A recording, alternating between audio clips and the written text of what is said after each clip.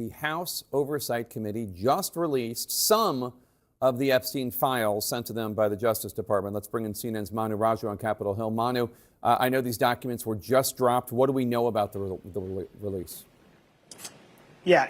In fact, roughly 33,000 pages have been released by the House Oversight Committee as a result of a subpoena that was issued, a bipartisan support for this subpoena that came out by this Republican-led committee last month, calling for the Justice Department to provide this information to the committee. Now, we're still, of course, going through this information. It just came out from the committee moments ago, and it's unclear how much new information ultimately will come to light from all this information. We do know that they had been working on redacting sensitive information involving some of the victims of Jeffrey Epstein's sex trafficking ring. So it's unclear how much of that information ultimately has been redacted and what we'll actually learn that's new. Democrats had reviewed this information beforehand. They contended 97% of it or so was already in the public domain. A small percentage of it was not. So ultimately, we'll see what this reveals here, Jake. But this all comes amid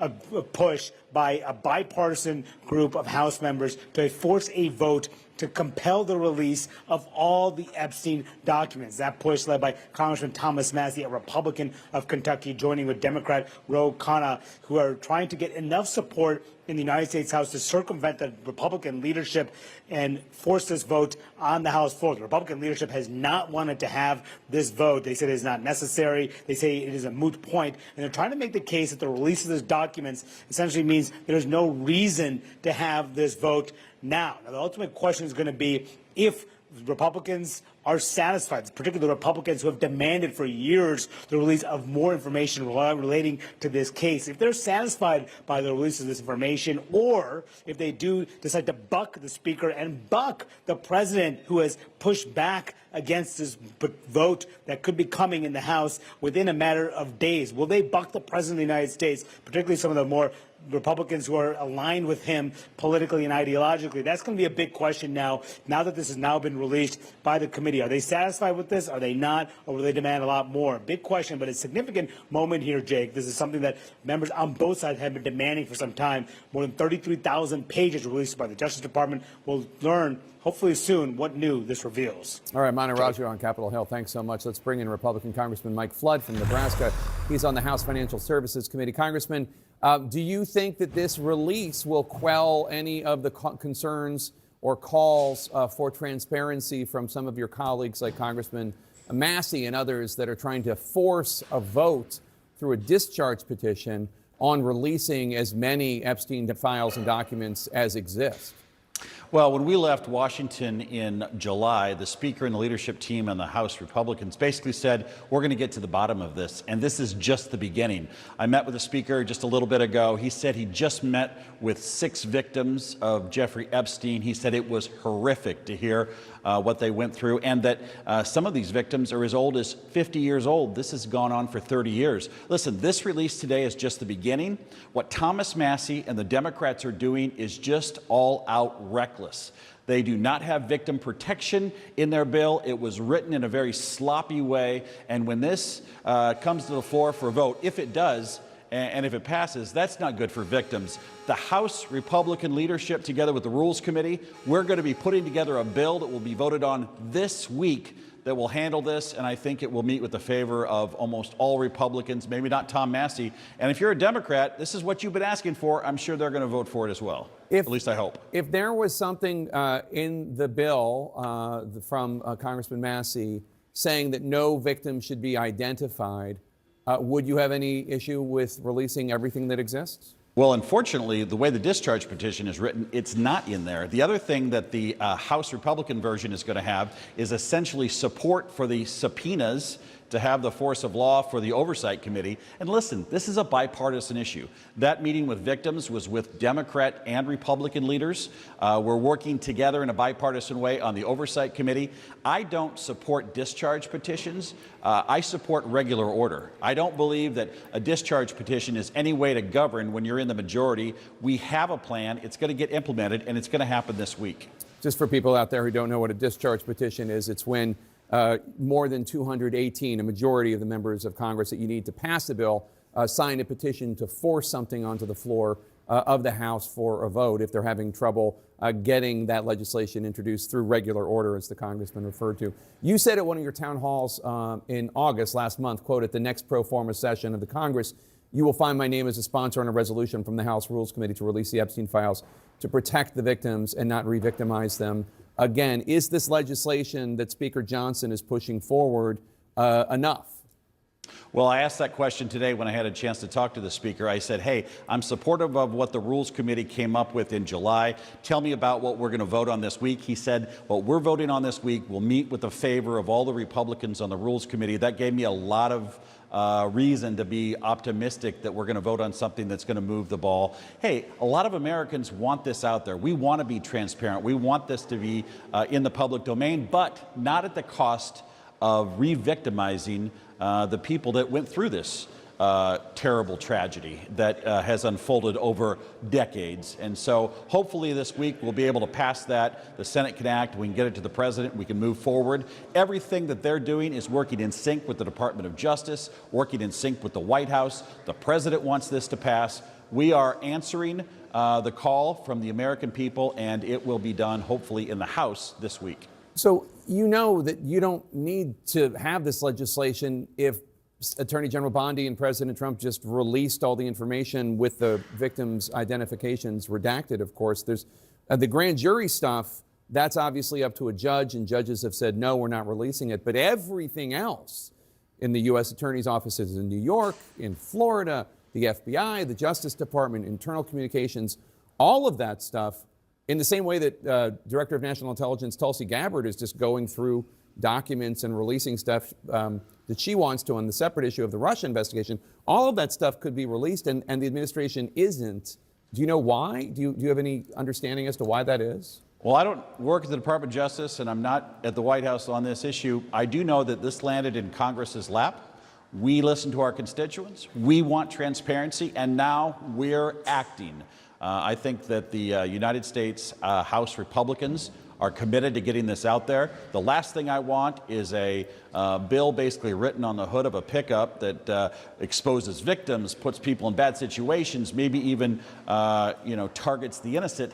We want a process that is respectful to the victims, that is transparent, and that moves quickly. And there's no one I'd rather have leading this charge than Jamie Comer, the seasoned veteran running our Oversight Committee, who's been in this business for a long time, understands subpoenas, understands leverage, understands the need to go through all of these documents and make sure that this is a transparent process. We've got the best in Congress on top of this, together with our Democratic counterparts, who are just as talented in this case as the Republicans are. So we'll get to the bottom of it. Let's hope so. Republican Congressman Mike Flood from Nebraska, thanks so much. Appreciate it. The House Oversight Committee tonight making more than 33,000 pages of the Jeffrey Epstein case records public. CNN has them. We've been going through them as we speak. So far, we've determined that they contain flight logs and court filings and surveillance footage. Now, there's reason to believe these are the materials the panel received from the Justice Department a little more than a week ago, which you'll remember Democratic Committee member Ro Khanna said was just a fraction of what the DOJ actually has. Our lawyers were up all night, and we now have a fact that only 3% of the documents that were given to us were new. 97% were already in the public domain. And less than 1% of the Epstein files have actually been released. This comes with the House back from a 5-week recess, and Congressman Kalina, along with committee Republican Thomas Massie, starting to gather signatures to force a floor vote compelling the DOJ to release all the Epstein files it has. Now, in addition, some of the women who survived Epstein's abuses spoke to lawmakers today and plan to hold a press conference tomorrow. We'll hear more from them in a moment. We begin our coverage at the Capitol with CNN's Manu Raju. So what more are you learning about these documents and whether any of them contain actually new information? You know, Anderson, we are still going through it. I mean, there's a huge amount of records here, 33,000 pages. But in our initial review of this, it appears that a lot of this is information that has already been public or has been publicized in other ways. Court filings, some surveillance footage from some information relating to depositions and the like that have come out in various other settings. So it's unclear at the moment just how new this information is. But this comes as the Speaker of the House, Mike Johnson, and other top Republicans, and including in the White House, have been trying to stop this effort, this bipartisan effort to force a vote calling for the release of all of the Epstein files. That is an effort that is being led by, as you noted, Congressman Thomas Massie and Congressman Ro Khanna. They are trying to circumvent Republican leadership and get the support of a majority of the House to force a vote on their bill calling for the release of these documents. And I caught up with some members in the aftermath of the release of these documents, including Congressman Massie. And I asked them whether or not they will continue to support this effort to vote on this bill, or whether or not they are satisfied with the information that was just released. It's like only 1% of what they possess. And 97% of it's already been released. I'm afraid this is going to be like Pam Bondi's binders. People are going to dig into it and say there's nothing new here. They haven't given us anything. They've given us the sleeves off their vest. The president's called it a hoax. He's called it a hoax. I hope he doesn't say that after tomorrow when 10 of the survivors testify in public. That would be very disrespectful. American people have been demanding answers. I've been demanding answers, and I would like to see what's actually there. The president's called this a hoax. And maybe it is. We'll see. But I think that we should have transparency. And that Congressman Boebert is siding with Thomas Massie and trying to call for the release of these documents by supporting that legislation. In order for Thomas Massie to move forward and actually force a vote on the full House, and there needs to be 6 total Republicans who will sign on to this effort. Already about a handful have. So he still has work to go, because some other Republicans who have previously indicated they will back this plan told me tonight, Anderson, that they're not sure if they would in the aftermath of the release of these documents. But tomorrow, Massie indicated there he believes something will change the dynamic. That's when he will have a press conference with 10 of the victims from Epstein's sex trafficking ring will join him for this news conference on Capitol Hill tomorrow morning. Those same victims meeting behind closed doors with House Oversight Committee members earlier today. But Massie thinks that could propel some Republicans to vote with him on his plan. All right, Manaraja, I want to thank so much. Joining me now is New York Democratic Congressman and former federal prosecutor Dan Goldman. He sits on the House Judiciary Committee, which has oversight of the Justice Department. We mentioned the House Oversight Committee just released that batch of records related to Epstein that it previously received from the DOJ. Congressman, do you think, it seems like there's nothing really new in these so far. There's nothing new. This is all a charade. This is all an effort by the DOJ at Trump's direction to collaborate with Chairman James Comer and the top Republicans in Congress to give the Republicans enough so that they have political cover to conceal the Epstein files and whatever it is in there that Donald Trump is so desperate to hide after he was so desperate for it to be released. I heard there are some Republican congressmen who are saying, well, look, what Massie and Khanna are trying to do is going to, it's going to release all this information without redacting information about victims, and that's inappropriate. That's complete bogus. First of all, we know that the FBI spent hundreds or thousands of hours going through all of these materials back in March and April when there was a house on fire to get them out and they had to be reviewed and redacted. So I believe they're already redacted for the victim's information. What is interesting, though, is you would not ordinarily redact other associates or other potential unindicted co-conspirators or accomplices if you are releasing those. And the interesting thing for me is, are they releasing witness testimony, witness statements, not the grand jury testimony, but when the witnesses and the victims came in and met with the FBI and prosecutors and they went through their stories? That's all written in FBI 302s. That's all going to be there. That, to me, is where the most important information would be, as well as potential video, recordings if Epstein did take any. And there's no sign of those being released. And that's where Donald Trump's name would be. If his name is going to be in there, it almost certainly would be in the witness statements of the victims and others. What did you make of Todd Blanche's interview with Ghislaine Maxwell? It's embarrassing for him. It's absolutely humiliating. When you meet, and I was a prosecutor for 10 years, many of those with Todd Blanche, when you meet with any kind of defendant who is interested in cooperating, the first thing you do is you say, tell me what you did. Normally you do it before trial, and so they have to admit and confess to what they did in relation to that crime and other crimes. She actually said she did nothing wrong. And this is after she's been convicted by a jury. It's been upheld by the appellate court. And it was Todd Blanche's DOJ that convicted her.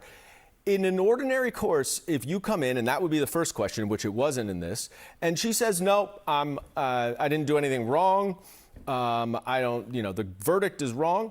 You end it. You go home because the jury speaks. And you also, of course, as the prosecutor, have put on so many witnesses and so much evidence to the contrary that there's absolutely nothing credible that she could say if she can't even admit to her own conduct. The litany of other errors and malfeasance and just gross politicized, weaponized misconduct can go on, and it's so clear that her only chance of getting out of jail is a pardon, so she's going to say whatever they want her to say. But I think you take those transcripts, those recordings, you throw them in the trash. They're worthless. What do you think is actually going to happen? I mean, here, not in Congress, I mean, do you think these files, these reports are ever going to really come out?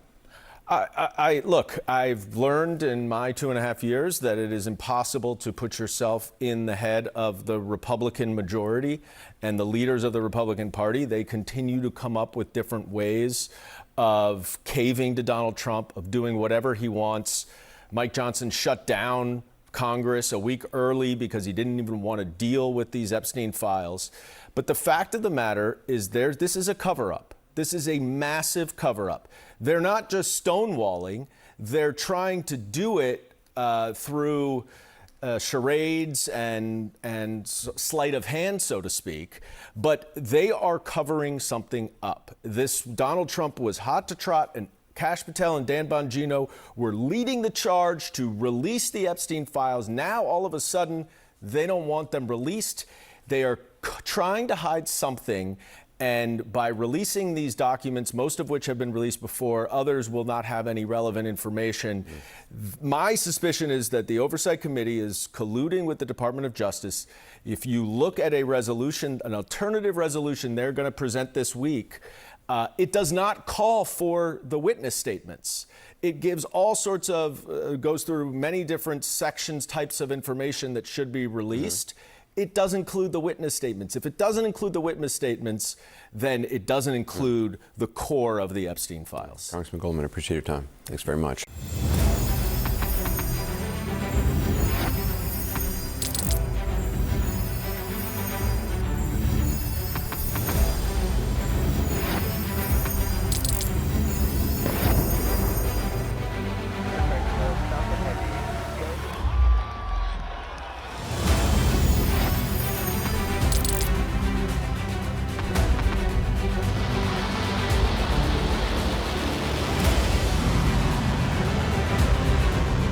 Fighting so long and so hard that they don't know what the they're doing.